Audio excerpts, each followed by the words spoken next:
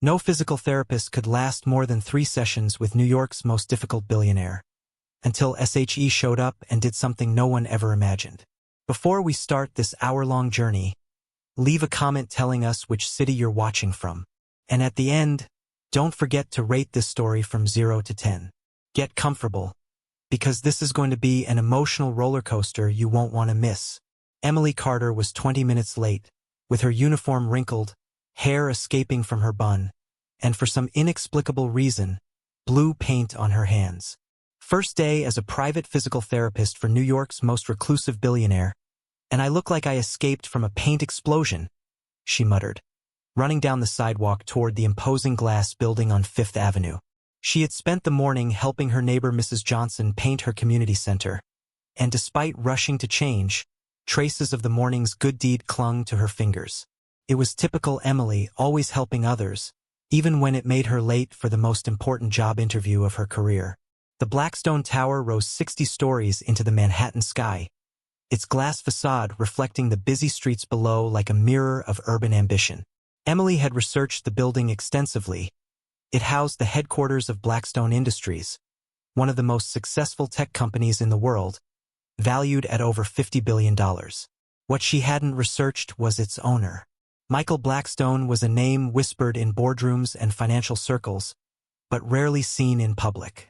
2 years ago, he had been the golden boy of Silicon Valley, young, brilliant, devastatingly handsome, and seemingly unstoppable.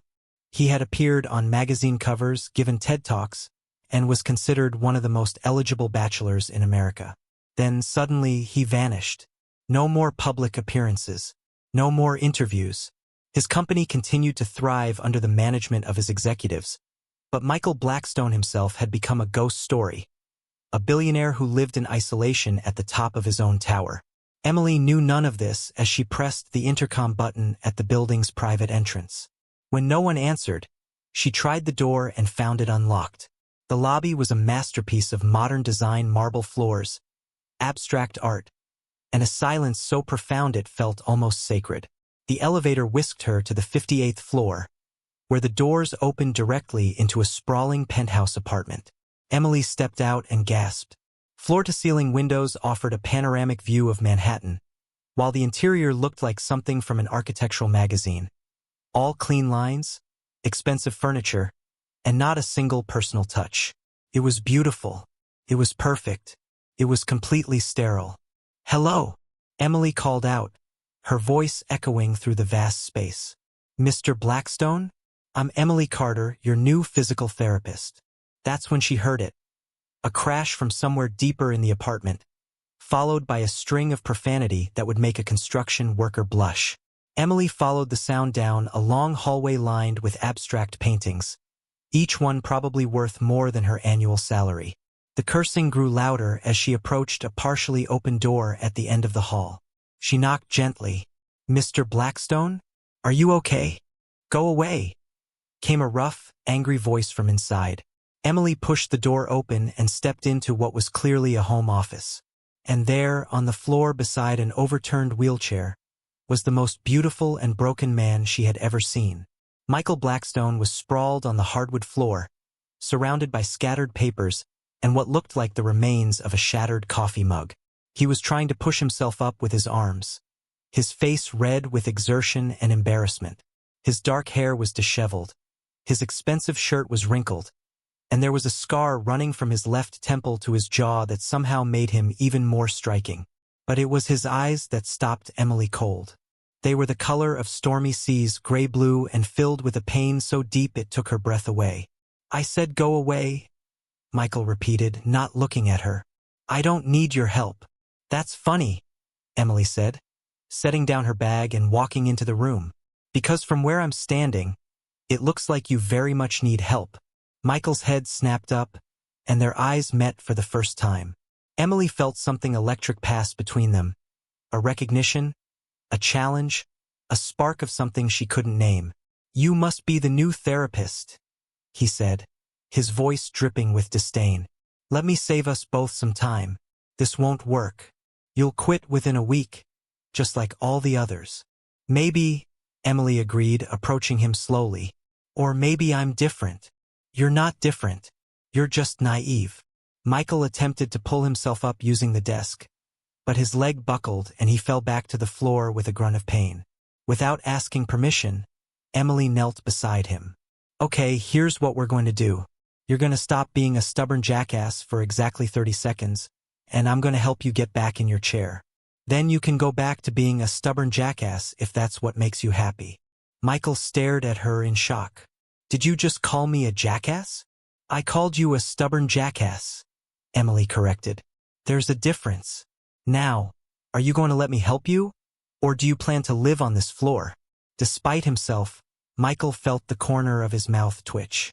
When was the last time someone had spoken to him like that? When was the last time anyone had challenged him instead of tiptoeing around him like he was made of glass? Fine, he muttered. But I can do it myself. I'm sure you can, Emily said, sliding her arm under his. But today you don't have to. With Emily's help, Michael managed to get back into his wheelchair. As she steadied him, he caught a whiff of her perfume. Something light and floral that somehow made the sterile apartment feel warmer. Thank you, he said quietly, not meeting her eyes. You're welcome. Emily straightened up and looked around the office. Now, where exactly were you trying to go when you decided to take a tour of the floor? Michael gestured toward a set of documents that had scattered near the windows. I was reaching for those contracts. They fell when I knocked over my coffee. Emily walked over and gathered the papers. Why didn't you just call someone to help you? Because I don't need help, Michael said automatically. Right? That's why you were doing an impression of a beached whale when I found you. A beached whale. Despite his irritation, Michael found himself fighting back a smile. Too harsh? How about a very expensive paperweight? This time, Michael couldn't stop the laugh that escaped. It was rusty from disuse, but it was genuine. Emily felt a flutter of satisfaction in her chest.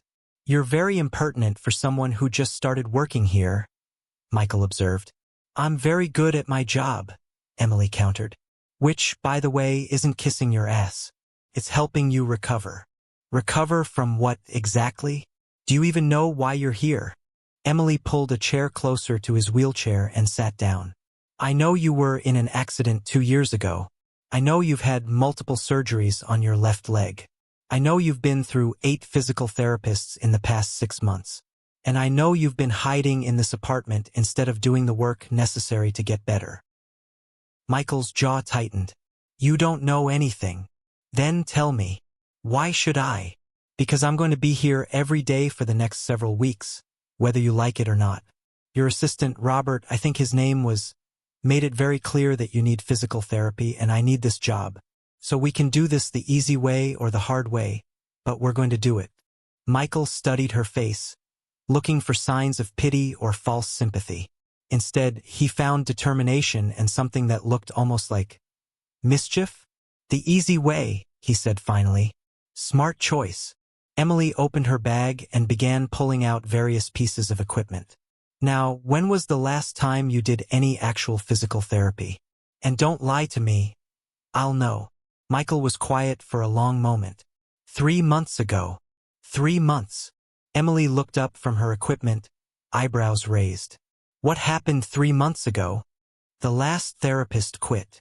Why? Because... Michael hesitated. Because I may have been somewhat difficult. Difficult how? I may have told her that her technique was amateur and her bedside manner was worse than a prison nurse. Emily blinked. You told her that? Among other things. And you wonder why people quit. Emily shook her head. Michael. Can I call you Michael? Mr. Blackstone. Michael it is. Here's the thing. I've worked with professional athletes, wounded veterans, and stubborn old men who thought they knew better than their doctors. You want to know what they all had in common? I'm sure you're going to tell me. They all got better when they stopped fighting the process and started trusting their therapist. Emily finished setting up her portable table and turned to face him. I'm very good at what I do, but I can't help you if you're going to fight me every step of the way. Michael looked at her, really looked at her for the first time. She was beautiful, but not in the polished, artificial way of the women who usually moved in his circles. Her brown hair was escaping from its bun in soft curls. Her green eyes were bright with intelligence and determination, and there was something genuine about her that he hadn't encountered in a very long time. "What makes you think you'll be any different from the others?" he asked. Emily smiled, and Michael felt something stir in his chest that he thought had died 2 years ago. "Because," she said, "I'm not afraid of you." The next morning, Emily arrived at the penthouse with a large coffee and a determined expression. She had spent the evening researching Michael Blackstone extensively, and what she had found both impressed and saddened her. Before the accident, he had been a technological genius who had started Blackstone Industries in his garage at age 22. By 30, he was worth over $1 billion. His innovations in artificial intelligence and green technology had revolutionized multiple industries. He had been known for his quick wit, his generous philanthropy, and his love of extreme sports. The accident had changed everything. Michael was waiting for her in his office, dressed in an expensive sweater and dark jeans. His hair perfectly styled despite the early hour. He looked like he was preparing for a business meeting rather than a physical therapy session. "Good morning," Emily said cheerfully, setting down her coffee. "Ready to get started?" "I've been thinking," Michael said without preamble. "This arrangement isn't going to work."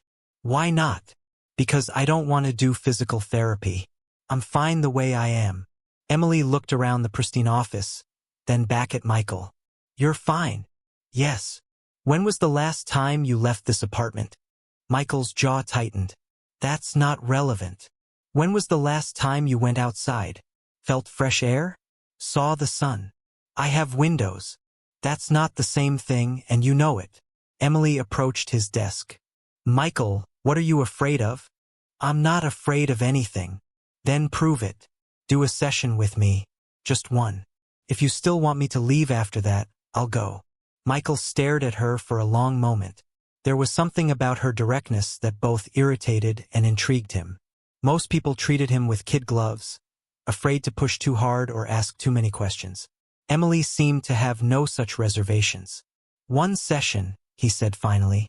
"One session," Emily agreed. She had him transfer from his wheelchair to the therapy table, a process that was clearly painful for him despite his attempts to hide it. His left leg was noticeably thinner than his right, the muscle atrophied from months of disuse. "Tell me about the pain," Emily said as she began her assessment. "What about it? Scale of 1 to 10. Describe it. When is it worse?" "It's fine." Emily stopped what she was doing and looked at him. "Michael, I need you to be honest with me. I can't help you if you won't tell me the truth." Something in her tone made him reconsider. It varies. Sometimes it's just a dull ache. Sometimes it feels like someone is stabbing me with a hot poker." "When does it feel like the hot poker?" "When I try to put weight on it. When the weather changes. When I think too much about what happened." Emily nodded, her hands gentle as she examined his leg. "The muscle atrophy is significant but not irreversible. The scarring from the surgeries is extensive, but the range of motion is better than I expected." "What does that mean?" "It means," Emily said, looking up at him with a smile, "that you're going to walk again." Michael felt his throat tighten. The doctors said you might never walk without assistance. They didn't say you couldn't improve. They didn't say you couldn't get stronger." Emily began a series of gentle stretches. "But it's going to require work. Real work. And it's going to hurt. I can handle pain. Physical pain, maybe. But this is going to require you to confront more than just your physical limitations." "What's that supposed to mean?" Emily continued her work in silence for a moment. "You know what I think? I'm sure you're going to tell me. I think you're not just hiding from the world because of your leg. I think you're hiding because you're afraid." Michael's hands clenched into fists. "Afraid of what?" "Afraid of failing. Afraid of not being the person you used to be. Afraid of people seeing you as weak." "You don't know what you're talking about." "Don't I?" Emily met his eyes. "Tell me something, Michael. Before the accident, how many times did you fail at something?" "Everyone fails sometimes." "But not you." "Not really."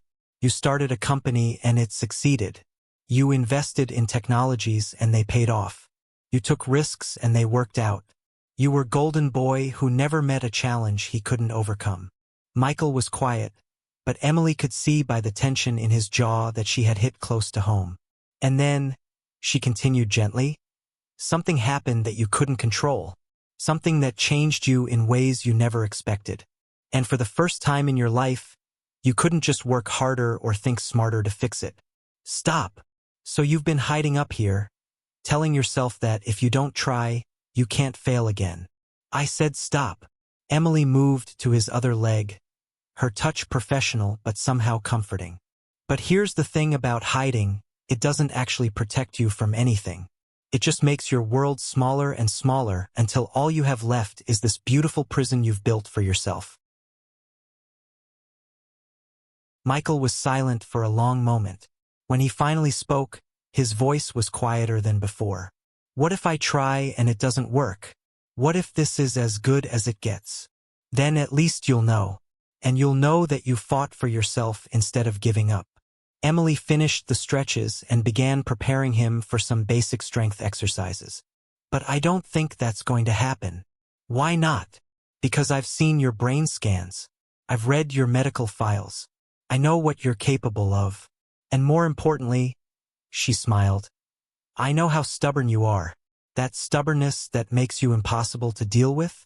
That's exactly what's going to get you better. Despite himself, Michael smiled. You're very strange, you know that? So I've been told. Now, let's see if you can lift this leg for me. The session continued for another hour, with Emily putting Michael through a series of exercises designed to test his current capabilities and begin rebuilding his strength. It was painful, frustrating work, and more than once Michael wanted to quit. But every time he faltered, Emily was there with encouragement, gentle teasing, or just the quiet confidence that he could do more than he thought possible. When they finished, Michael was exhausted but oddly exhilarated. It was the first time in months that he had pushed himself physically, and despite the pain, it felt good to use his body again. Same time tomorrow? Emily asked as she packed up her equipment. Michael hesitated. The session had been harder than he expected, but also more hopeful. For the first time since the accident, he felt like maybe, just maybe, things could get better. Same time tomorrow, he agreed. Emily smiled and headed for the door. Just before she left, she turned back. Michael. Yes. You did good today. After she left, Michael sat in his wheelchair staring out at the city below. For 2 years, those windows had been his only connection to the outside world. But for the first time, instead of feeling trapped behind the glass, he found himself wondering what it would feel like to be out there again. Maybe Emily was right. Maybe it was time to stop hiding. 2 weeks into their daily sessions, Emily had established a routine that Michael found himself looking forward to despite his best efforts to remain detached. She arrived every morning at exactly 9 a.m. with coffee for both of them and an energy that seemed to fill the sterile apartment with warmth. Today was different, though. Today, Emily had brought a bag of equipment that Michael didn't recognize. What's all that? He asked, eyeing the mysterious bag with suspicion. Props, Emily said mysteriously. Today we're trying something new. I don't like the sound of that. You don't like the sound of anything that pushes you out of your comfort zone. Emily began unpacking the bag, revealing what looked like children's toys, colorful balls, resistance bands, and what appeared to be a small trampoline. Please tell me you're not expecting me to bounce on that thing, Michael said, pointing at the trampoline. Not yet, Emily grinned. That's for next week. Emily, I'm a billionaire CEO, not a 5-year-old at a birthday party. And yet, you're going to play with these toys because they're going to help you get better. Emily held up a bright red ball. This is called functional movement therapy. Instead of just doing boring exercises, we're going to make your rehabilitation fun. Fun, Michael repeated skeptically. I know it's a foreign concept for you, but try to keep an open mind. The session that followed was unlike anything Michael had experienced. Emily had him throwing and catching balls to improve his reflexes and coordination. She used resistance bands to work on his upper body strength. She even had him playing what amounted to a sitting-down version of hopscotch. And despite his initial resistance, Michael found himself actually enjoying it. "You're smiling?" Emily observed as she tossed a blue ball to him. "I don't smile. You're doing it right now." Michael caught the ball and immediately schooled his expression back to neutrality. "I was concentrating." "Sure you were." Emily laughed, and the sound was so genuine and infectious that Michael felt his carefully constructed walls crack just a little bit more. They were in the middle of an exercise when Robert, Michael's assistant, knocked on the office door. "Come in," Michael called. Robert entered, tablet in hand and his usual expression of barely controlled panic. "Mr. Blackstone, I'm sorry to interrupt, but the board meeting has been moved up. They're waiting for you in the conference room. Tell them I'll be there in 10 minutes. Actually, sir, they're asking if they can come up here." Mr. Davidson said it was urgent. Michael's entire demeanor changed instantly. The relaxed, almost happy man who had been playing with colored balls vanished, replaced by the cold, distant billionaire Emily had met on her first day. "No," Michael said sharply. "I don't meet with the board here." "But sir." "I said no, Robert. Handle it." Robert looked like he wanted to argue, but one look at Michael's face changed his mind. "Yes, sir." After Robert left, the office fell into uncomfortable silence. Emily continued packing up her equipment, but she could feel the tension radiating from Michael like heat from a furnace. "Everything okay?" she asked casually. "Fine. Because you look like someone just told you that Santa Claus isn't real." Michael's hands were gripping the arms of his wheelchair so tightly his knuckles were white. "It's nothing. Just business." Emily studied his face. "When was the last time you went to a board meeting?" "That's not relevant." "Michael, I said it's not relevant." Emily set down the ball she was holding and pulled her chair closer to his wheelchair. "How long has it been since you've been in the same room with your board of directors?" Michael was quiet for a long moment. "Since before the accident." 2 years. They handle things fine without me. I participate via video conference. That's not the same thing. It's efficient." Emily leaned back in her chair. "You're afraid of them seeing you in the wheelchair." "I'm not afraid." "You're afraid they'll see you as weak. As less than you were before." Michael's jaw tightened. "These people respect strength. They respect power. They don't respect." He gestured at his legs. "They don't respect what?" "This. What I've become." Emily felt her heart break a little for this proud, damaged man. "Michael, you're still the same person who built this company. You're still the same brilliant mind who revolutionized 3 different industries. A wheelchair doesn't change that, doesn't it?" Michael turned to look out the window. "I used to command a room just by walking into it. I could intimidate competitors with a handshake. I could charm investors with my confidence. What am I now? A broken man hiding in an ivory tower." "You're a survivor," Emily said firmly. "You're someone who faced the worst thing that could happen to him and kept fighting. You're someone who built an empire and is still running it even when everything in his life fell apart. You don't understand." "I understand perfectly." Emily's voice was gentler now. "I understand that you've been so focused on what you've lost that you can't see what you still have." Michael looked at her, something vulnerable flickering in his eyes. "And what do I still have?" "Your mind, your vision, your ability to inspire people and change the world. Your capacity for kindness, even though you try to hide it." Emily smiled. "Your really terrible sense of humor." Despite himself, Michael felt the corner of his mouth twitch. "My sense of humor isn't terrible. You made a joke about quarterly earnings yesterday." "Quarterly earnings, Michael. That's not humor, that's accounting." This time, Michael actually laughed. It was funny. It was tragic. They sat in comfortable silence for a moment, the tension from earlier slowly dissipating. "Emily," Michael said quietly. "Yes. What if they're right? What if I'm not the same person I was before?" Emily reached over and took his hand. Her skin was soft and warm, and Michael felt something electric pass between them. "Then maybe that's okay," she said. Maybe the person you're becoming is even better than the person you were before. Before Michael could respond, his phone rang. He glanced at the screen and sighed. It's Robert again. Answer it. Michael accepted the call. What is it, Robert? Sir, the board is getting restless. Mr. Davidson is threatening to call an emergency meeting if you don't come down. They're saying they need to discuss your fitness to continue as CEO.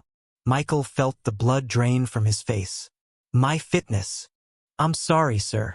That's what they said. Michael hung up and stared at the phone in his hand. Emily could see the war playing out on his face. Pride battling fear, determination fighting despair. Go, she said quietly. What? Go to the meeting. Show them who you are. Emily, I can't. Yes, you can. She squeezed his hand. You've been working hard for 2 weeks. You're stronger now than you were when I first met you. And more importantly, you're Michael Blackstone. Wheelchair or no wheelchair, you're still the smartest person in that room. Michael looked at her, then at the door, then back at her. What if I fall apart down there? Then you'll pick yourself up and try again, just like you've been doing here. What if they lose respect for me? Then they're idiots who don't deserve to work for you. Emily smiled. But I don't think that's going to happen. Michael took a deep breath. Would you come with me? Emily blinked in surprise. To the board meeting? Just to the elevator. I know it's stupid, but it's not stupid. Emily stood up. And yes, I'll come with you. 20 minutes later, Emily found herself riding in a private elevator with a billionaire who was gripping the arms of his wheelchair, like they were the only things keeping him tethered to earth. You're going to be fine, she said for the 5th time. You don't know that. I know you, and I know that whatever happens in that room, you're going to handle it.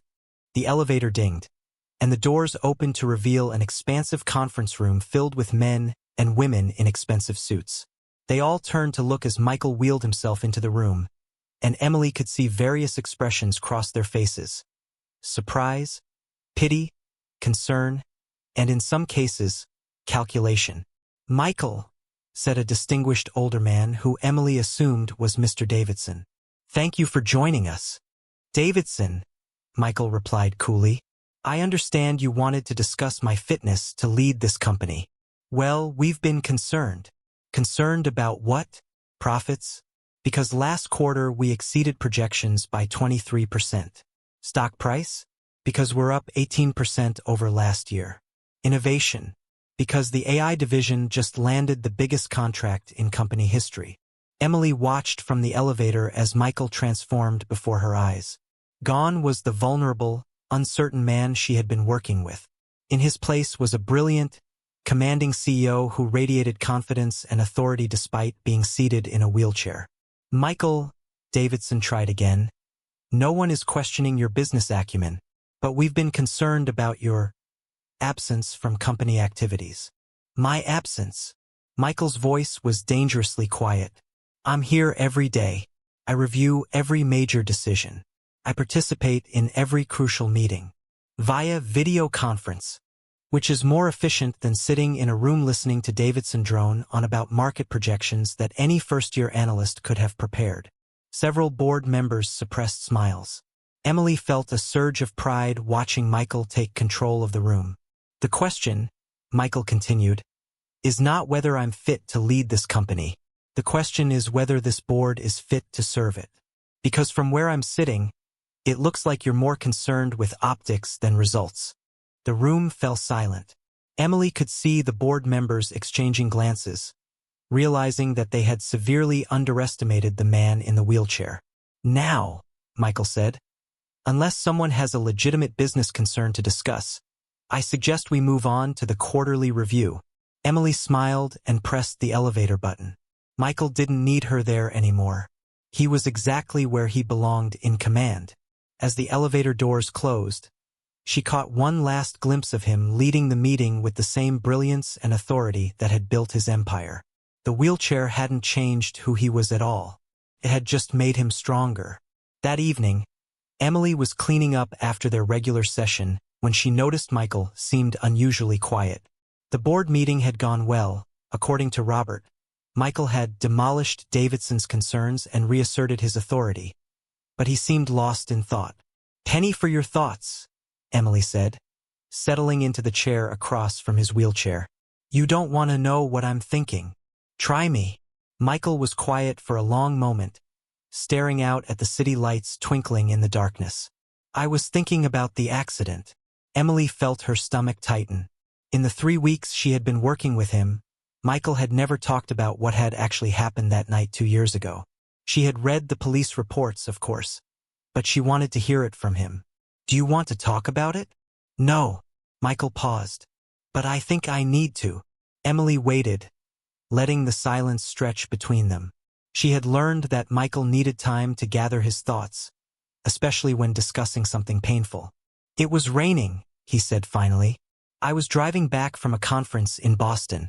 I had been working for 3 days straight, flying from meeting to meeting, closing deals and putting out fires. I was exhausted, but I wanted to get home." Michael's hands tightened on the wheels of his chair.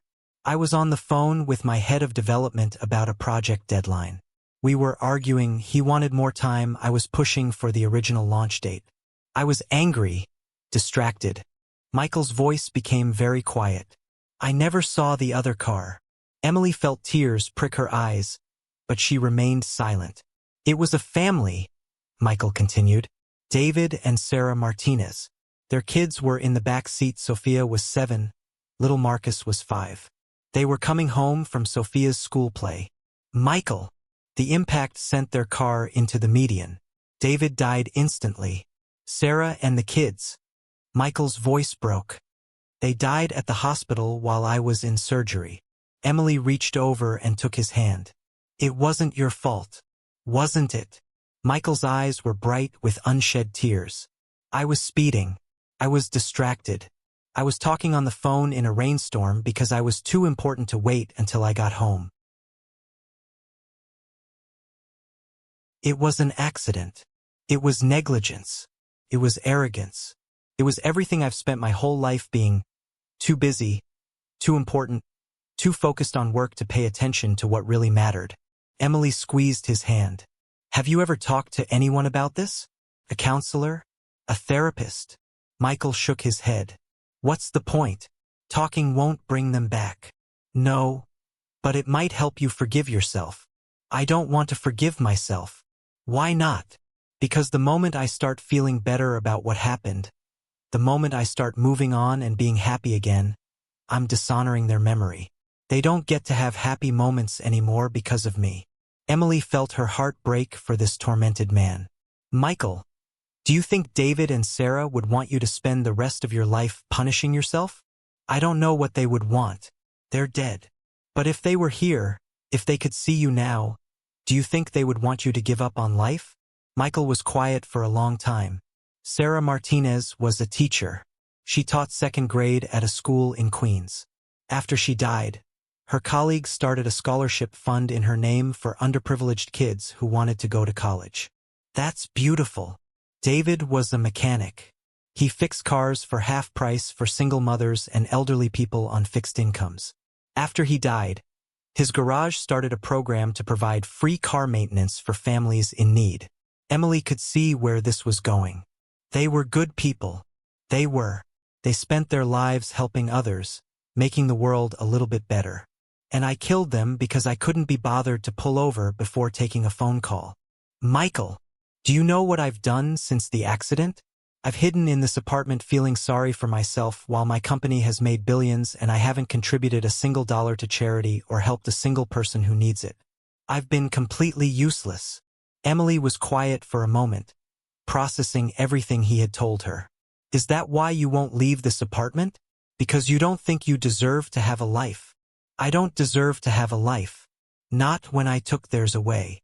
That's not how it works. Isn't it?" Emily stood up and walked to the window, looking out at the city below. "Can I tell you something about my family?" "Okay." "My brother was killed by a drunk driver when I was in college. Danny was 19, a sophomore at NYU studying to be a teacher. He was walking to his dorm after studying at the library when a guy who had been drinking at a bar ran a red light and hit him. Michael felt something cold settle in his stomach. Emily. The driver's name was Tom Patterson. He was 25, worked as an accountant, had never been in trouble before. But he had gotten some bad news at work that day and decided to drink away his problems instead of dealing with them. "I'm sorry." Tom was devastated. At his sentencing, he broke down and apologized to my family. He said he would spend the rest of his life making it up to us somehow. What happened to him? He went to prison for 3 years. When he got out, he started speaking at high schools about drunk driving. He volunteers at addiction counseling centers. He's helped dozens of people get sober and stay sober. Emily turned back to face Michael. "And you know what? I'm glad he did that. I'm glad he took his guilt and his pain and turned it into something that helps other people. Because that honors Danny's memory in a way that hiding and feeling sorry for himself never could." Michael stared at her. "Are you saying I should give speeches about distracted driving? I'm saying you should stop wasting your life and start using your resources and influence to make sure what happened to the Martinez family doesn't happen to other families." "How?" "You're a billionaire tech genius, Michael. If anyone can figure out how to prevent distracted driving accidents, it's you." Michael was quiet, and Emily could almost see the wheels turning in his mind. "You could fund research into vehicle safety technology," she continued. "You could develop apps that prevent phone use while driving. You could lobby for stricter laws about distracted driving.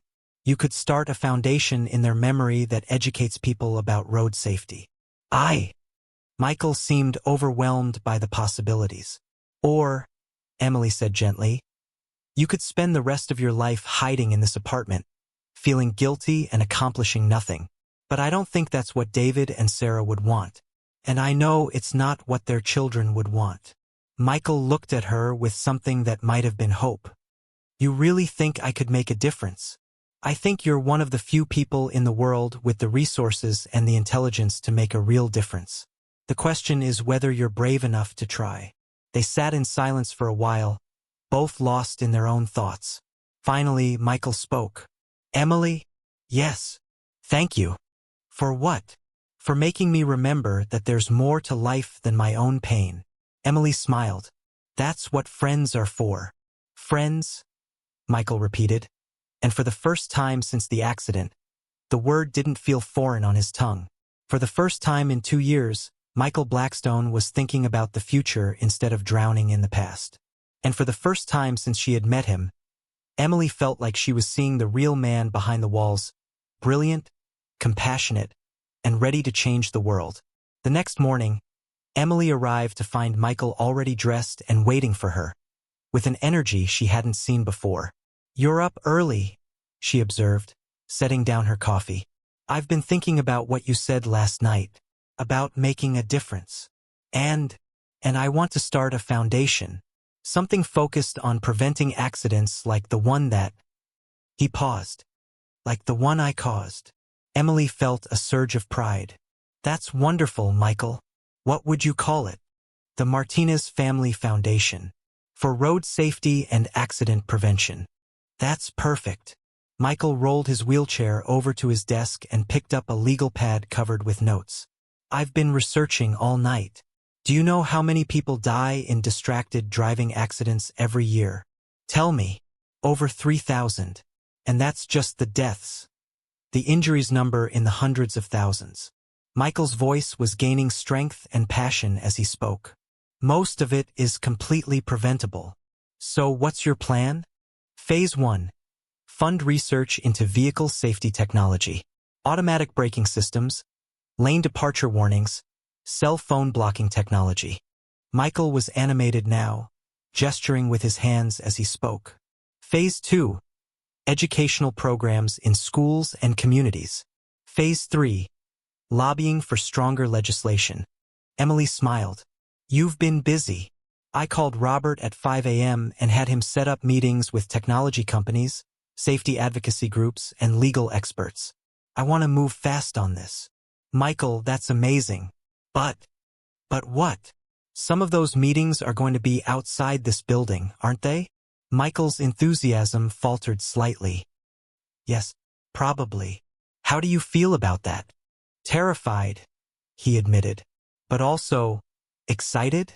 I haven't felt excited about anything in 2 years. Emily pulled her chair closer to his. What scares you most about leaving here? Michael was quiet for a moment. Everyone staring. Everyone feeling sorry for me. Everyone seeing me as broken. Michael, can I ask you something? Sure. When you see someone in a wheelchair, what do you think? Michael frowned. I don't really think anything specific.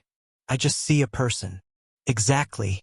Most people don't spend their time analyzing and pitying wheelchair users. They're too busy with their own lives. But I'm different. I'm recognizable. So was Stephen Hawking. So is every celebrity or public figure who has dealt with disability. But their work speaks louder than their physical limitations. Michael nodded slowly. You're right. I know you're right. But knowing something intellectually and feeling it emotionally are two different things. Which is why we're going to take it slow. Baby steps. What do you mean? Emily stood up and walked to the window. When was the last time you were on this building's roof? The roof? I don't know. Before the accident, I suppose. Why? Because that's where we're going for today's therapy session.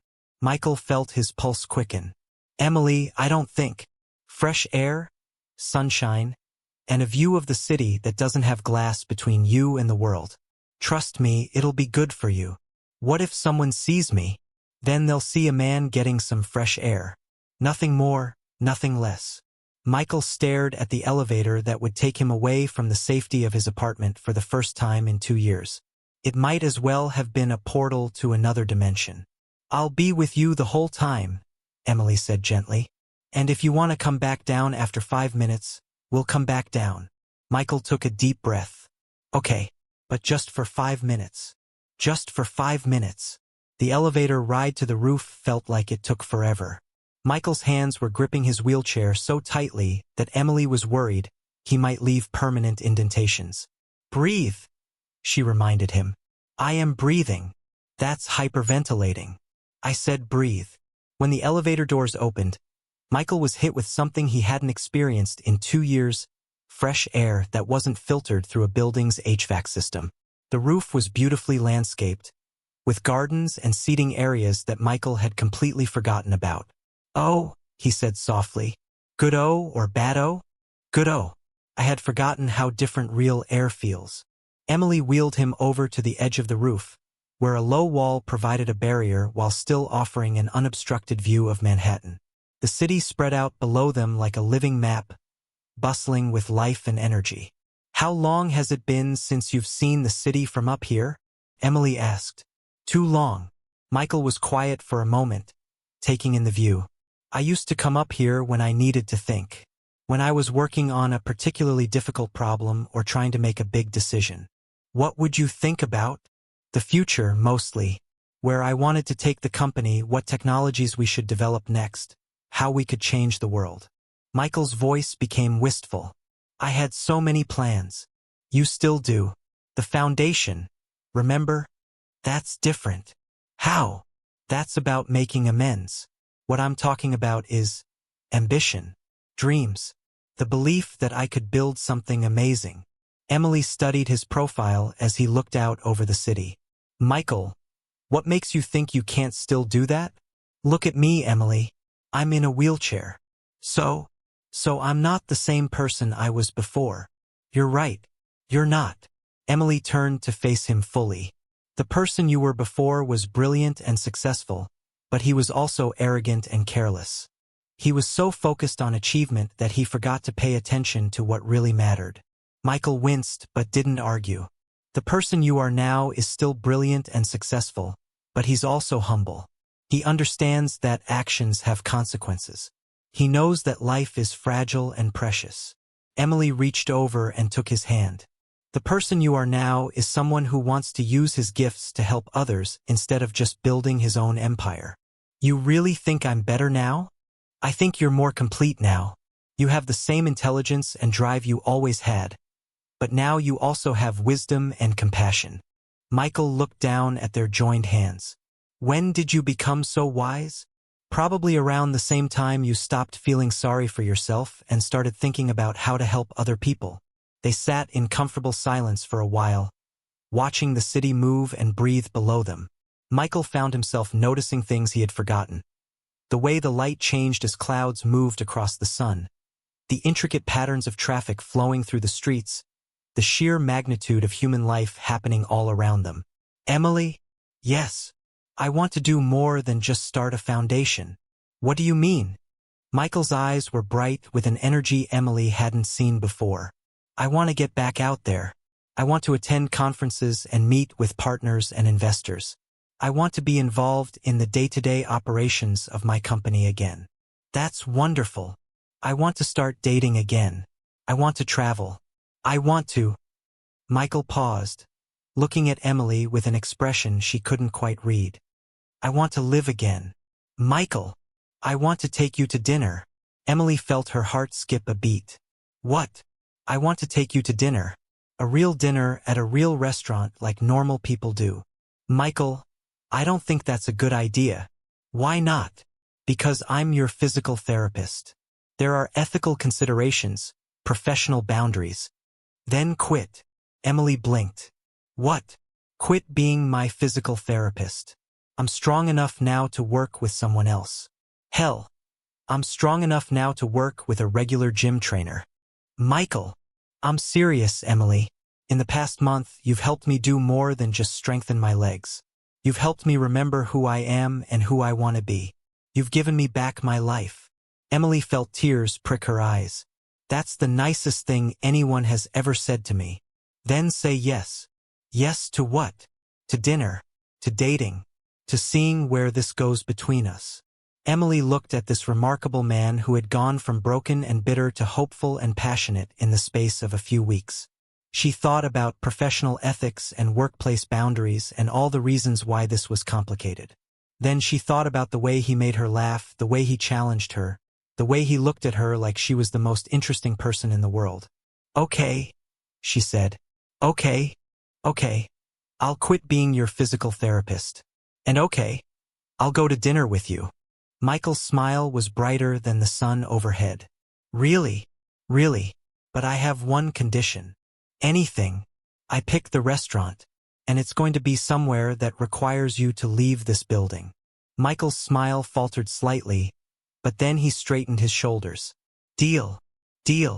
As they sat on the roof of the Blackstone Tower, looking out over the city that Michael was finally ready to rejoin, Emily realized that something had shifted between them. They were no longer therapist and patient, no longer just friends. They were two people who had found something special in each other, and they were both finally brave enough to see where it might lead. 3 days later, Emily stood in front of her closet having a minor panic attack.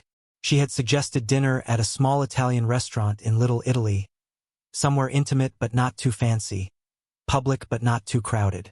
Now she was second-guessing everything. What did you wear to dinner with a billionaire? What did you wear to dinner with a man in a wheelchair?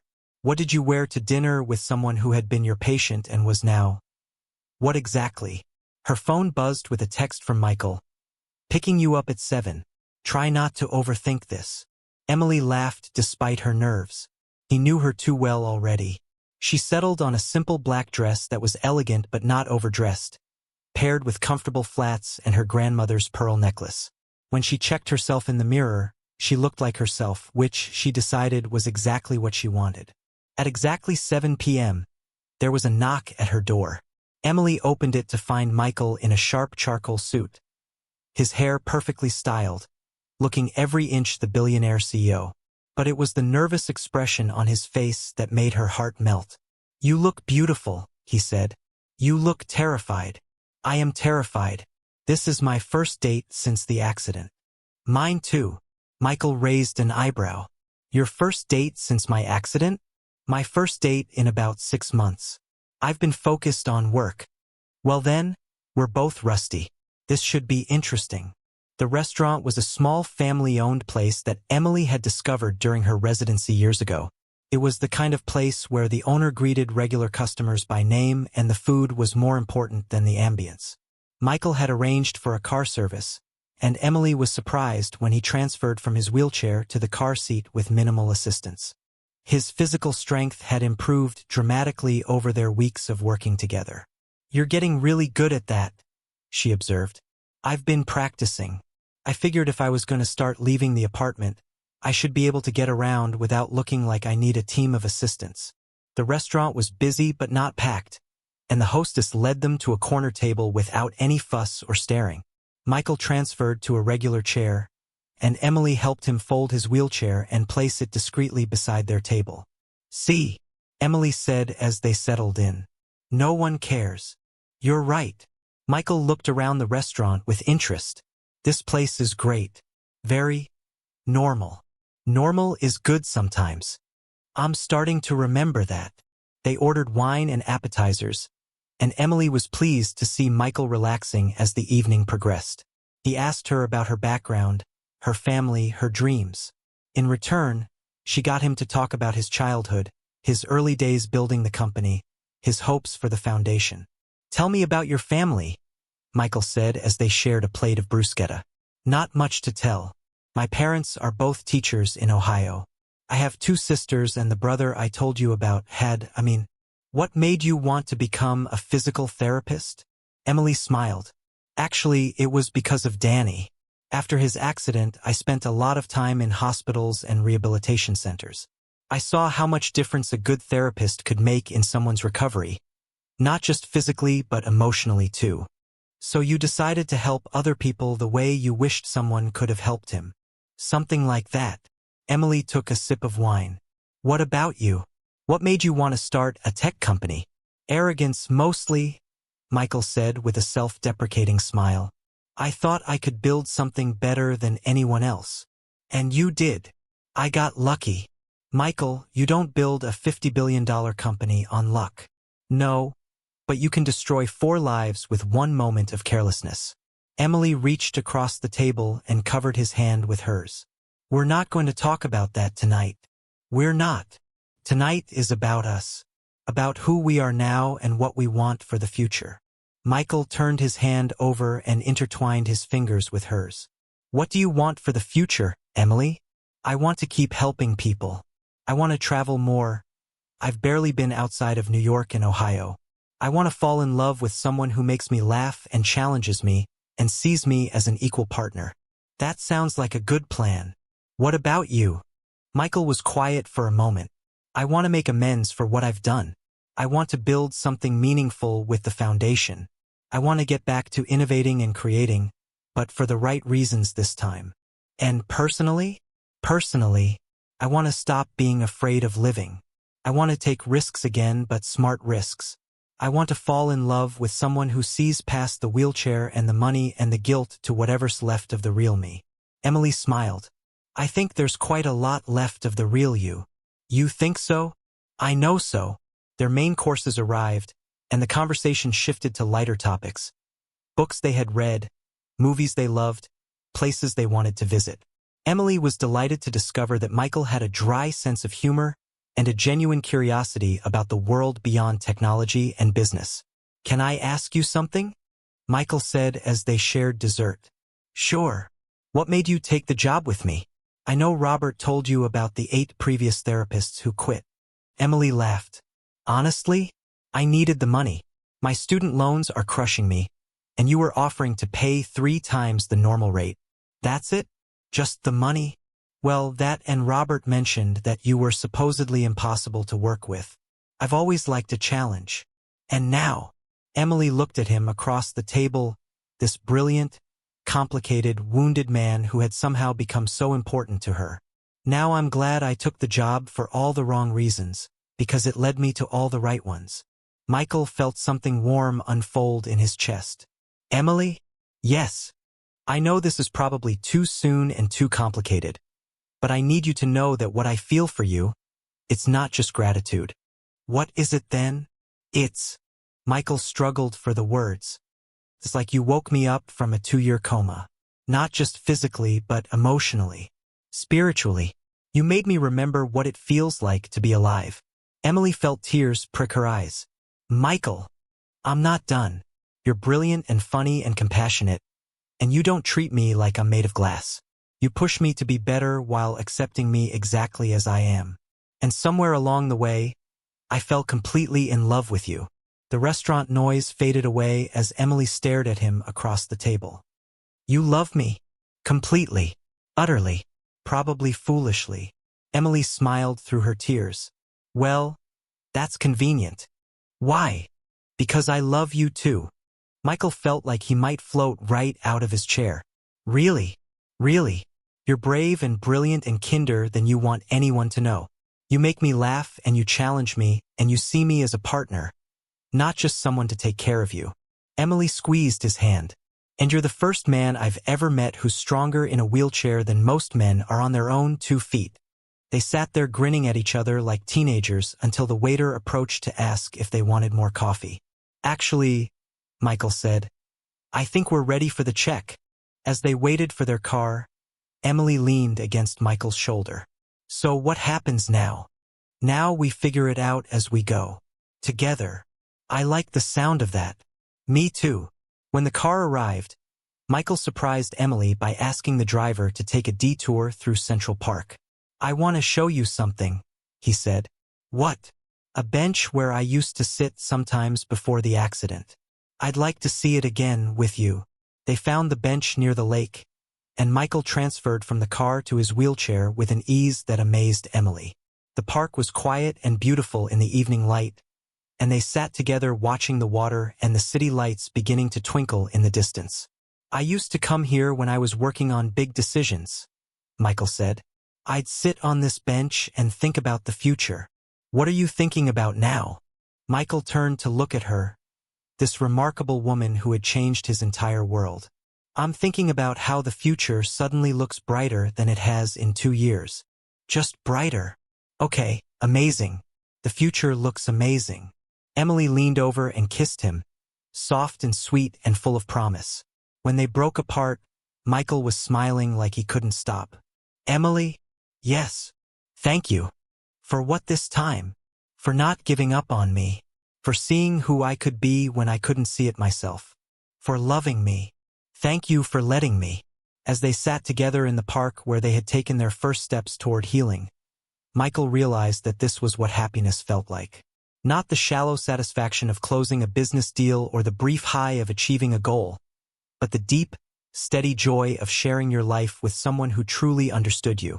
For the first time since the accident, Michael Blackstone was exactly where he wanted to be.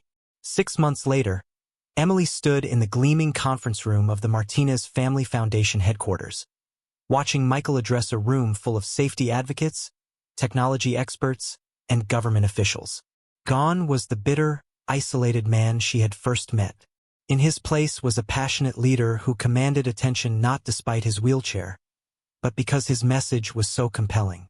Distracted driving kills nearly 4,000 people every year, Michael was saying, his voice strong and clear. But with the technology we're developing, we can reduce that number by up to 70% within the next 5 years. Emily felt a surge of pride as she watched him present the Foundation's latest initiative, a partnership with major automakers to develop advanced safety systems that would become standard in all new vehicles. After the presentation, Michael wheeled over to where Emily was standing near the back of the room. How did I do? He asked. You were amazing. As usual. I'm still getting used to public speaking again. You're a natural. You always were. Michael smiled and took her hand. Their relationship had deepened over the past months, and Emily had moved into the penthouse with him 3 months ago. She had started her own practice specializing in rehabilitation for trauma survivors, and Michael had become her biggest supporter and advocate. Ready for tonight? Michael asked. Are you? Tonight was the Foundation's first annual gala, a fundraising event that would officially launch their public awareness campaign. It would be Michael's first major public appearance since the accident, and Emily knew he was nervous despite his outward confidence. I think so. Robert has everything planned down to the minute, and the guest list reads like a who's who of tech and philanthropy. That's not what I meant, and you know it. Michael was quiet for a moment. I'm ready. Nervous but ready. It feels like the right time to step back into that world. And if anyone asks about the accident? Then I'll tell them the truth. That it was the worst thing that ever happened to me, and also the thing that taught me what really matters in life. Emily squeezed his hand. I love you. I love you too. Even if you do make me face my fears on a regular basis. Especially because I make you face your fears. That evening, the ballroom of the Plaza Hotel was filled with New York's elite, all gathered to support the Martinez Family Foundation. Emily wore a stunning navy gown that Michael had insisted on buying for her, while he looked devastatingly handsome in a custom tuxedo. You clean up nice, Mr. Blackstone, Emily said as they posed for photographers in the reception area. You're not too bad yourself, Miss Carter. The evening was a tremendous success. Michael gave a powerful speech about the foundation's mission, and they raised over $2 million in a single night. But for Emily, the most meaningful moment came when she spotted an older couple across the room. Michael, she said quietly, I think that's David Martinez's parents. Michael followed her gaze and saw an elderly man and woman standing near the silent auction tables. His throat tightened. Are you sure? I recognize them from the photos in the foundation's research files. Michael was quiet for a long moment, watching the couple examine the auction items. I should talk to them. Are you sure you're ready for that? No, but I think I need to. Emily squeezed his arm. I'll come with you. You don't have to. I want to. They made their way across the ballroom, Michael's wheelchair navigating easily through the crowd. When they reached the Martinez family, Michael took a deep breath. Excuse me, he said. Mr. and Mrs. Martinez? The couple turned, and Emily saw recognition dawn in their eyes. You're Michael Blackstone, the woman said quietly. Yes, ma'am. I wanted to thank you for coming tonight. There was a moment of tense silence, and Emily held her breath. Mr. Blackstone, the elderly man said, we came tonight because we wanted to see what you were doing with our family's name. And we're proud of what you've built here.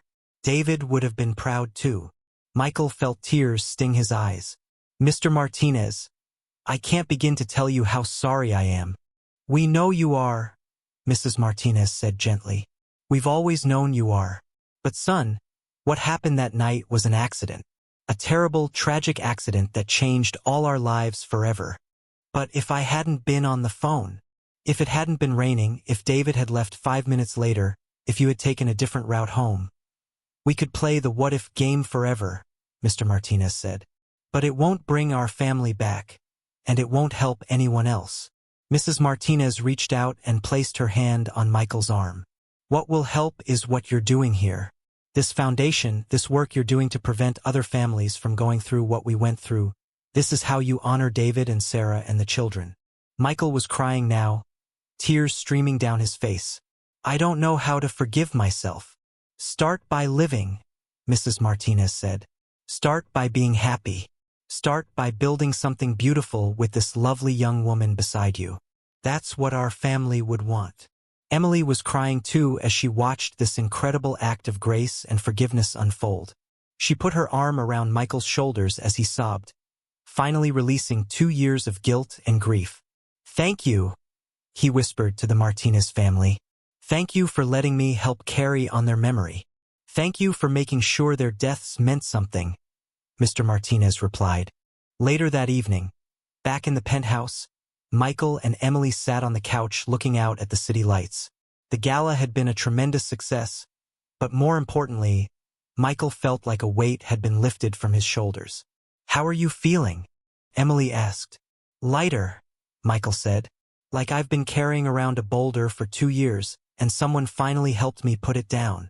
The Martinez family is remarkable. They are. And they're right, David and Sarah would want me to be happy. They would want me to live a full life. Emily curled up against his side. So what kind of full life are you planning? Michael was quiet for a moment. I want to expand the foundation internationally. I want to develop new technologies that make driving safer. I want to get more involved in Blackstone Industries again. Not just as an absentee owner, but as an active leader. That all sounds wonderful. And personally? Yes. Michael turned to face her, his expression serious. Personally, I want to marry you. Emily's heart stopped. What? I want to marry you, Emily. I want to build a life with you and a family with you and grow old with you. Michael, I know it's soon, and I know this is complicated, but I also know that I've never been more certain of anything in my life. Michael reached into his jacket pocket and pulled out a small velvet box. Emily Carter, will you marry me? Emily stared at the ring, a stunning solitaire that sparkled in the city lights streaming through the windows. Michael, Before you answer, I need you to know that marrying me means marrying all of this, the wheelchair, the guilt, the complicated past, the public scrutiny. It means being part of the foundation and everything that comes with it. Michael, it means dealing with my nightmares when I have them, and my bad days when I get frustrated with my limitations. It means. Emily silenced him with a kiss. When they broke apart, she was smiling through her tears. Yes, she said. Yes. Yes, I'll marry you. I'll marry all of it, the wheelchair, the foundation, the nightmares, the complicated past. I'll marry the brilliant man who built an empire, and the brave man who lost everything and found a way to build something even more meaningful. Michael slipped the ring onto her finger with shaking hands. Are you sure? I've never been more sure of anything in my life. Even though I'm in a wheelchair? Michael Blackstone, you could be in a rocket ship or a submarine or a hot air balloon for all I care. I'm not marrying your legs. I'm marrying your heart. Michael laughed through his tears. I love you so much. I love you too. All of you. Forever. As they sat together in the apartment where their love story had begun, Emily realized that sometimes the most broken things could be rebuilt into something even more beautiful than they were before. And sometimes, the person who came to heal you ended up being the one who needed healing most of all. Emily stood in the bridal suite of the Plaza Hotel, smoothing her wedding dress and trying to calm her nerves. In 30 minutes, she would walk down the aisle to marry the man who had changed her entire world. You look beautiful, sweetheart, her mother said, adjusting Emily's veil. Thanks, Mom. I just can't believe this is really happening. Your father and I are so proud of you. And we adore Michael. Emily smiled. Her parents had been nervous about meeting a billionaire. But Michael had won them over immediately with his warmth and his obvious devotion to their daughter. There was a knock at the door, and Emily's sister peeked in. Emily? Michael wanted me to give you this. She handed Emily a small wrapped box. Inside was a delicate bracelet with a note. For my beautiful bride, thank you for teaching me to walk again, even from a wheelchair. I love you, Em. Emily wiped away a tear and fastened the bracelet around her wrist. Then she took one last look in the mirror, picked up her bouquet, and prepared to start the next chapter of her life. The ceremony was perfect. Michael waited at the altar in his wheelchair, looking devastatingly handsome in his tuxedo, surrounded by friends and family. The Martinez family sat in the front row, having become like grandparents to both Michael and Emily. When Emily walked down the aisle, Michael felt his breath catch. She was radiant, glowing with happiness and love. And in that moment, he knew that every terrible thing he had endured had led him to this perfect moment. Their vows were simple but heartfelt. Emily promised to love Michael in sickness and health, in wheelchairs and on foot, in success and failure. Michael promised to never stop working to be worthy of her love, to never stop fighting for their future together. When they kissed as husband and wife, the entire ballroom erupted in applause. At the reception, Michael surprised everyone by standing up for their first dance. His physical therapy had progressed to the point where he could walk short distances with forearm crutches, and he had been secretly practicing for weeks. You've been holding out on me, Emily whispered as they swayed together to their wedding song. I wanted to surprise you. Mission accomplished. Emily? Yes. Thank you for seeing who I could be when I couldn't see it myself. Thank you for becoming him. As they danced surrounded by their friends and family, with the Martinez family beaming at them from their table and the foundation's work continuing to save lives around the world, Emily knew that their love story was just beginning. They had both been broken when they found each other. But together, they had built something beautiful and strong and lasting. Together, they had learned that love wasn't just about finding someone perfect. Love was about finding someone whose broken pieces fit perfectly with your own. And sometimes, if you were very lucky, Those broken pieces could be rebuilt into something even more beautiful than what came before. What did you think of Michael and Emily's incredible journey from broken to beautiful? This hour-long love story shows us that sometimes our greatest challenges become our greatest strengths, and that love really can heal even the deepest wounds. Leave a comment below telling us what moment in their story moved you the most. Was it their first meeting? The boardroom confrontation? The dinner with the Martinez family? Or maybe the beautiful wedding at the end? Rate this story from 0 to 10. We want to know how much you loved following Michael and Emily's path to true love. If you enjoyed this extended romantic story, make sure to subscribe to our channel and hit that notification bell so you never miss our heartwarming tales of love, hope, and second chances. We have so many more incredible stories waiting for you. Check out our other amazing love stories on the end screen, and remember, no matter how broken you might feel, there's always hope for a beautiful tomorrow. Thanks for spending this hour with us, and we'll see you in the next story.